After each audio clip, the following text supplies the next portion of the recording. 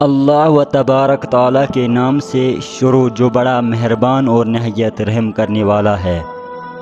ناظرین محترم، اللہ و تبارک تعالیٰ نے قرآن مجید میں ارشاد فرمایا، اور زنا کے قریبی نہ جاؤ، بے شک وہ بڑی بے حیائی اور بدکاری کا راستہ ہے۔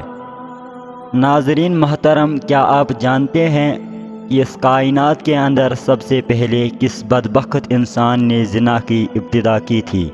پیارے دوستو، آج کی اس ویڈیو کے اندر ہم اسی شخص کے بارے میں بات کریں گے، اس لیے ویڈیو کو آخر تک لازماً دیکھنا۔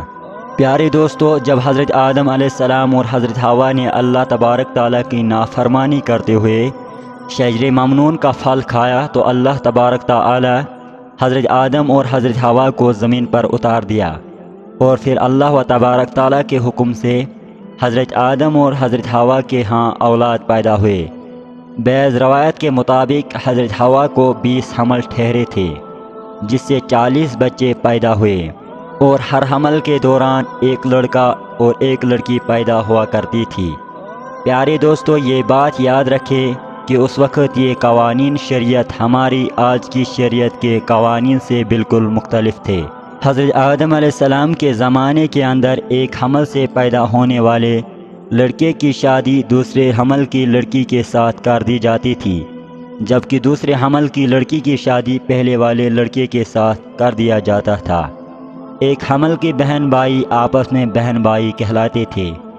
پیارے دوستو، پھر اسی دوران حضرت آدم علیہ السلام کے ہاں قابل اور حابل پیدا ہوئے۔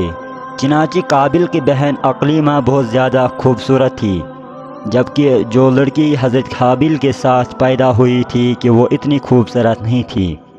چنانچہ جب یہ بچے بڑے ہو گئے اور ان کا آپس میں شادی کا وقت آ گیا تو قابل نے حضرت حابل کی بہن سے نکاح کرنے کا انکار کر دیا اور کہنے لگا، یہ تو بالکل خوبصورت نہیں ہے، میں اس سے شادی نہیں کروں گا، میں اپنی بہن اقلیمہ سے شادی کروں گا۔ ناظرین محترم، یہ معاملہ اس قدر بڑا کہ حضرت آدم علیہ السلام نے حکم دیا کہ دونوں بھائی اللہ و تبارک تعالیٰ کی بارگاہ کے اندر اپنی اپنی قربانی پیش کرو۔ چنانچہ جس کی قربانی قبول ہوگی وہی اقلیمہ سے شادی کر لے گا۔ پیارے دوستو، قابل کھیتی باڑی کا کام کیا کرتا تھا، جبکہ حضرت حابیل علیہ السلام بکریاں چرایا کرتا تھا، جو کہ ایک شفقت اور محبت والا کام ہے۔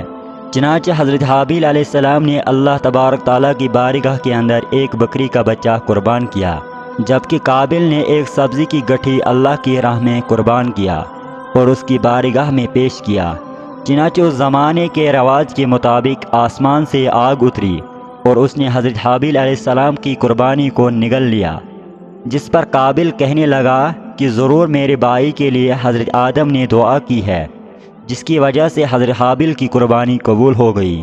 ناظرین محترم، پھر اس واقعے کے بعد قابل نے حضرت حابیل کو مارنے کی دھمکی دی۔ روایات کے اندر آتا ہے کہ حضرت حابیل علیہ السلام قابل سے بہت طاقتور تھے، مگر آپ نے اللہ تبارک تعالیٰ کی خوف کی وجہ سے فرمایا کہ اگر تو مجھے قتل کرے گا تو میں تیرے طرف مارنے کے لیے ہاتھ نہیں بڑھاؤں گا، میں چاہتا ہوں کہ قیامت کے دن میرے گناہ کے ساتھ آئے۔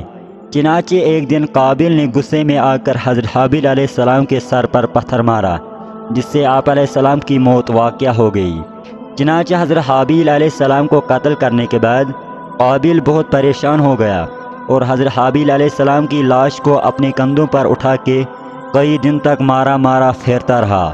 پھر اچانک اللہ تبارک تعالیٰ کے حکم سے 2 کوے آئے اور ان دونوں نے قابل کے سامنے جھگڑا کیا اور ان میں سے ایک مر گیا، اور پھر اس نے زمین کھو کر دوسرے کوے کو دفن کیا۔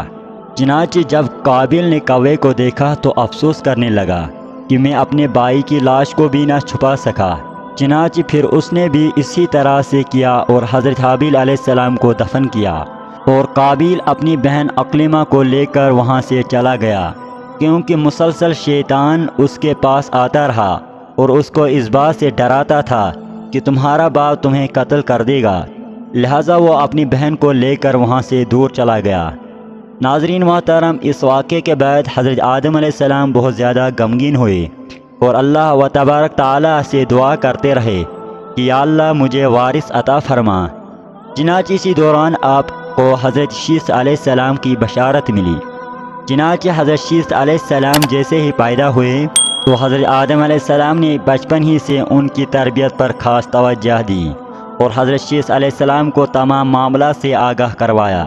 چنانچہ جب حضرت شیث علیہ السلام جوان ہوئے تو حضرت آدم علیہ السلام نے اپنے بعد ان کو مومنین کا خلیفہ بنایا اور انہیں اس بات کا حکم دیا کہ وہ اپنے بھائی قابیل اور ان کی اولاد سے دور رہے اور مومنین کی اس جماعت کو بھی اس سے دور رکھے۔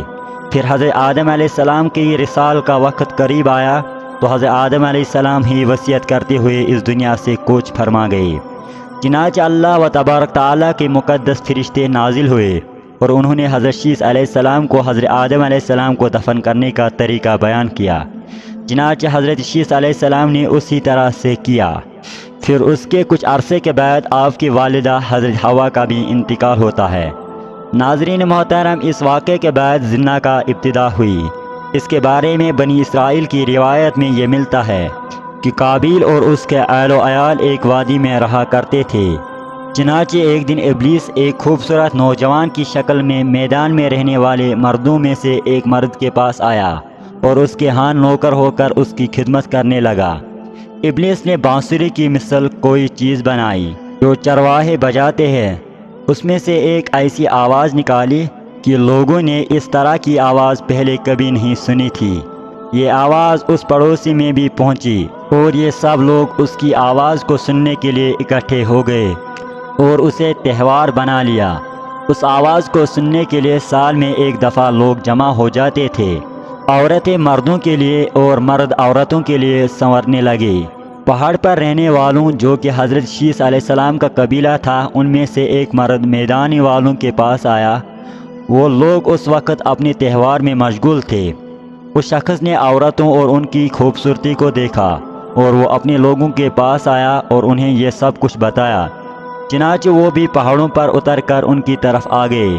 یوں ان میں پہلی بد نظری شروع ہوئی اور دیکھتے ہی دیکھتے وہ بدکاری یعنی زنا کے مرتکب ہو گئے اور اس سے زنا شروع ہو گیا۔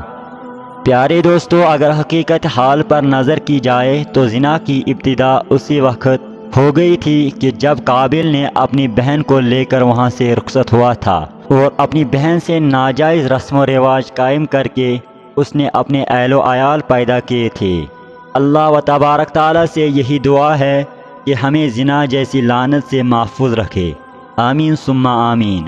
امید کرتے ہیں آج کی ویڈیو آپ لوگوں کو بہت ہی پسند آیا ہوگا۔ مزید اسلامک ویڈیوز کے لیے ہمارے اس چینل کو سبسکرائب کرنا۔ ملتے ہیں اگلے ویڈیو میں، تب تک اللہ حافظ و ناصر، فی امان اللہ۔